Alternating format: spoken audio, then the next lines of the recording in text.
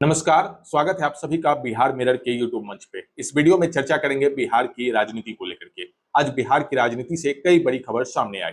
सबसे पहले चर्चा करते हैं प्रशांत किशोर की। देखिए, ये वही प्रशांत किशोर हैं जिन्हें राजनीतिक सलाहकार माना जाता है। पिछले कुछ सालों से लगातार बिहार में जन स्वराज यात्रा के तहत लोगों से मिल रहे हैं, लोगों को समझा रहे हैं कि किस आधार पर नेता को चुनना चाहिए, वोट डालना चाहिए। इसके साथ ही साथ यात्रा के दौरान जम करके बीजेपी से लेकर के आरजेडी, जेडीयू सब पे तंज भी कसते हैं, उनके कार्यकाल का जिक्र भी करते हैं कि उनके कार्यकाल में क्या सब चीजें हुई बिहार में, बिहार डेवलप क्यों नहीं कर पाया, इतना ज्यादा भ्रष्टाचार क्यों है, पलायन क्यों है, बेरोजगारी क्यों है। इसके साथ ही साथ हर क्षेत्र में घूम रहे हैं, बिहार के लोगों से मिलते हैं, कैंप लगाते हैं, लेकिन हमेशा अपने बयानों को लेकर के भी प्रशांत किशोर चर्चा में बने रहते हैं। यही वजह है कि एक बार फिर से प्रशांत किशोर चर्चा में है। दरअसल प्रशांत किशोर ने यह ऐलान किया है कि वो बहुत जल्द ही राजनीतिक पार्टी का गठन करेंगे, जिस पार्टी का नाम जन स्वराज ही होगा। लगातार अब राजनीतिक क्षेत्र में अपनी पार्टी को लेकर के अस्तित्व में लाने के लिए लगातार वो काम कर रहे हैं। यही वजह है कि प्रशांत किशोर को लेकर के अब खबरें बन रही है कि बहुत जल्द ही वो राजनीति में सक्रिय होंगे और जो आगामी बिहार विधानसभा का चुनाव है उस पर वो अपने पार्टी से कैंडिडेट उतारेंगे। अब देखना होगा कि 243 सीटों पे कैंडिडेट उतारते हैं या कहां समीकरण उनका फिट बैठता है। लेकिन प्रशांत किशोर को लेकर के जो अब चर्चा हो रही है, दरअसल वो एक बयान को लेकर के हो रही है। तेजस्वी यादव से सवाल पूछा गया था प्रशांत किशोर को लेकर के, तब तेजस्वी यादव ने कहा था कि प्रशांत किशोर तो 5 स्टार होटलों में रहते हैं, अपने जिला अध्यक्ष को वेतन देते हैं। इसके साथ ही तेजस्वी ने कहा था कि पदयात्रा में चल रहे हैं लेकिन 5 स्टार वाली सुविधा उनको मिलती है। अब इसके जवाब में प्रशांत किशोर ने कहा कि इतनी गर्मी में जन स्वराज यात्रा के जो लोग हैं वो लोगों से मिलते हैं और बिहार को बदलने के लिए काम कर रहे हैं, लेकिन तेजस्वी यादव क्या समझेंगे। वो एक दिन भी अगर इस टेंट में बिता दिए तो फिर अगले दिन वो खटिया से उठ नहीं पाएंगे। इसके साथ ही प्रशांत किशोर ने कहा कि जो ये उजला टेंट हम लोग लगाते हैं उन्हें लगता है कि ये 5 स्टार होटल की सुविधा यहाँ है, लेकिन ऐसा बिल्कुल नहीं है। हाँ, बल्कि ये जरूर है कि हम लोग चाहते हैं कि बिहार के युवाओं को 5 स्टार होटल की सुविधा मिले।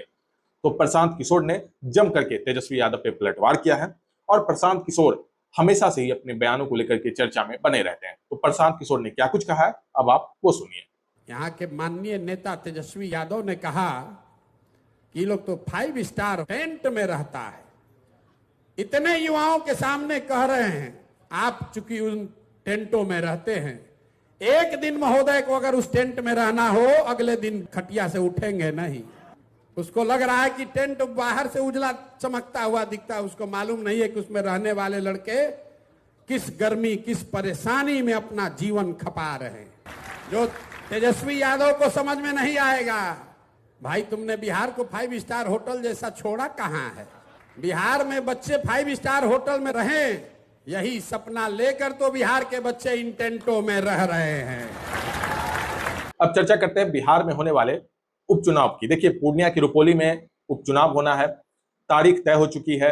10 जुलाई को मतदान है, 13 जुलाई को परिणाम आएगा। लेकिन उससे पहले जो उपचुनाव को लेकर के सियासी संग्राम है वो बनता हुआ दिख रहा है। एक बार फिर से बिहार में एनडीए और महागठबंधन के बीच चुनावी मुकाबला देखने मिलेगा। पूर्णिया की रुपौली से बीमा भारती विधायक थी, इस्तीफा देकर के उन्होंने आरजेडी का दामन थामा, फिर उन्होंने सांसद का चुनाव लड़ा, करारा हार का सामना हुआ और अब पूर्णिया की रुपौली में उपचुनाव को लेकर के जो सियासी संग्राम है वो काफी बढ़ चुका है। कल एक बड़ी खबर पूर्णिया की रुपौली से आई, जहां से पूर्व विधायक शंकर सिंह ने लोजपा रामविलास पार्टी से इस्तीफा दे दिया। दरअसल जो शंकर सिंह हैं उन्होंने 2005 में जीत दर्ज किया था। हालांकि मध्य में फिर से इलेक्शन हुआ और फिर से वहां पे बीमा भारती जीत गई।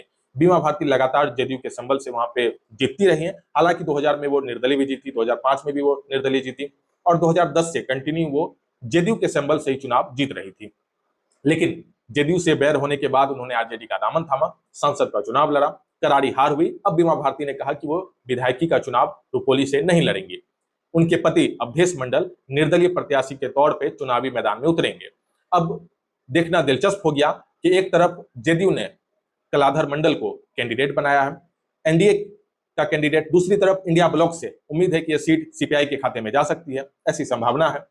और बीमा भारती के पति अवधेश मंडल जब निर्दलीय प्रत्याशी के तौर पर आएंगे तो ये देखना दिलचस्प होगा कि बीमा भारती का जो वहां पे फैक्टर है वो किसकी तरफ शिफ्ट होता है। क्या उससे इंडिया ब्लॉक को ही नुकसान होगा, तेजस्वी यादव को ही नुकसान झेलना पड़ेगा, महागठबंधन को ही नुकसान होगा, या फिर शंकर सिंह जो लोजपा रामविलास की पार्टी से इस्तीफा देकर के अब वो भी निर्दलीय प्रत्याशी के तौर पे चुनावी अखाड़े में आएंगे, तो लड़ाई जो है वो निर्दलीय वर्सेस निर्दलीय हो जाएगा, या जेडीयू वहां पे पूरी तरह से फेल हो जाएगी, या फिर पप्पू यादव का फैक्टर काम करेगा। इन सारी चीजों को लेकर के जो पूर्णिया के रुपोली में सियासी संग्राम है, सियासी सरगर्मी है, वो काफी ज्यादा बढ़ चुकी है।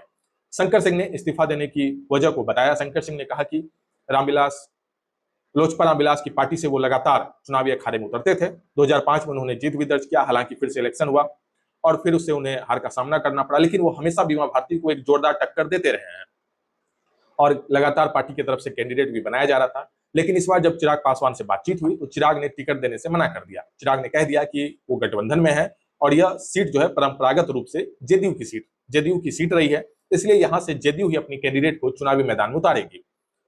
उसके बाद शंकर सिंह ने इस्तीफा दे दिया और उन्होंने ऐलान कर दिया कि अब वो निर्दलीय प्रत्याशी के तौर पर चुनावी मैदान में आएंगे। अब यहाँ पे एक तरफ अवधेश मंडल है, बीमा भारती फैक्टर, दूसरी तरफ शंकर सिंह आ गए, ये भी निर्दलीय है। तो ऐसे में पप्पू यादव किसके तरफ शिफ्ट होंगे, पप्पू यादव का समर्थन किसको मिलेगा, ये देखना दिलचस्प होगा, क्योंकि अभी पप्पू यादव की तरफ से कोई स्पष्टीकरण, कोई निर्णय नहीं लिया गया कि वो किसको समर्थन देंगे या फिर किस कैंडिडेट को चुनावी अखाड़े में लाएंगे। लेकिन जो पूर्णिया के रुपोली में सियासी संग्राम है वो काफी ज्यादा बढ़ चुका है। अब चर्चा करते हैं जेडीयू से जो लगातार कार्रवाई की जा रही है। देखिए, पूर्णिया में ही संतोष कुशवाहा जेडीयू कैंडिडेट थे, हार का सामना हुआ। उसके बाद पूर्णिया के ही जेडीयू से महासचिव रहे जितेंद्र यादव को पद से हटा दिया गया, कार्रवाई की गई और जो पत्र जारी किया गया जेडीयू की तरफ से उसमें लिखा गया कि जितेंद्र यादव ने पार्टी विरोधी कार्य किया है। संतोष कुशवाहा की हार के पीछे जो सबसे बड़ा वजह बताया गया वो जितेंद्र यादव को बताया गया, पार्टी विरोधी गतिविधि में शामिल होना। यही वजह थी कि जितेंद्र यादव को पार्टी से निष्कासित कर दिया गया 6 सालों के लिए। अब जितेंद्र यादव ने मीडिया में आकर के कई बड़े खुलासे किए।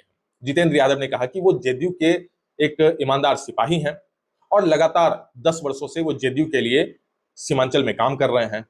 नीतीश कुमार को वो आदर्श बोल रहे थे कि नीतीश कुमार हमारे आदर्श हैं, अभिभावक हैं। लेकिन जो कार्रवाई हुई है उसको लेकर के जितेंद्र यादव ने कहा कि संतोष कुशवाहा की जो हार है वो संतोष कुशवाहा की व्यक्तिगत हार है, जेडीयू की हार नहीं है, क्योंकि संतोष कुशवाहा ने 10 साल तक सिर्फ ठेकेदारी का काम किया है, जनता के बीच नहीं गए, एंटी इनकन्वेंसी काफी ज्यादा थी। यही वजह है कि कुशवाहा को हार का सामना करना पड़ा।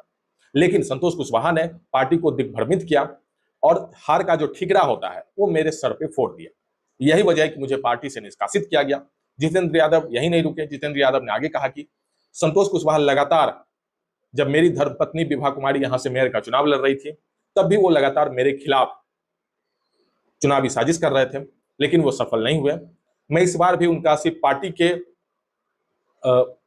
सिपाही को लेकर के, पार्टी का एक सच्चा सिपाही, ईमानदार सिपाही के कारण मैं उनका साथ दे रहा था, लेकिन जनता में नाराजगी थी क्योंकि उन्होंने अपने लोगों को सिर्फ ठेकेदारी दे रखा था, कभी जनता के बीच नहीं जाते थे और उन्होंने पार्टी को दिग्भ्रमित कर दिया मेरे खिलाफ कि मैंने जो है पार्टी विरोधी काम करके उन्हें हराया है। तो इन सारी चीजों को लेकर के जितेंद्र यादव ने कहा कि संतोष कुशवाहा अपनी व्यक्तिगत कारणों से हारे हैं, जेडीयू की हार नहीं हुई है।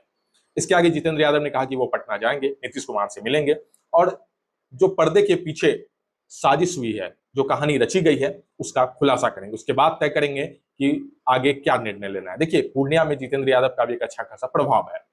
उनकी धर्मपत्नी विभा कुमारी वहां से मेयर हैं और एक अच्छा खासा जितेंद्र कुमार का वहां पे जो सामाजिक और राजनीतिक उनकी छवि है वो बनी हुई है। यही वजह है कि जितेंद्र यादव लगातार जेडीयू को वहां पे मजबूत कर रहे थे, कुशवाहा के साथ थे, लेकिन अब आपस में ही खटपट शुरू हो गई है और जितेंद्र यादव ने स्पष्ट रूप से कह दिया है कि व्यक्तिगत हार हुई है।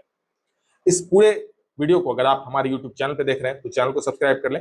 अगर आप फेसबुक पेज पे देख रहे हैं हमारे पेज को फॉलो कर लें। वीडियो देखने के लिए धन्यवाद।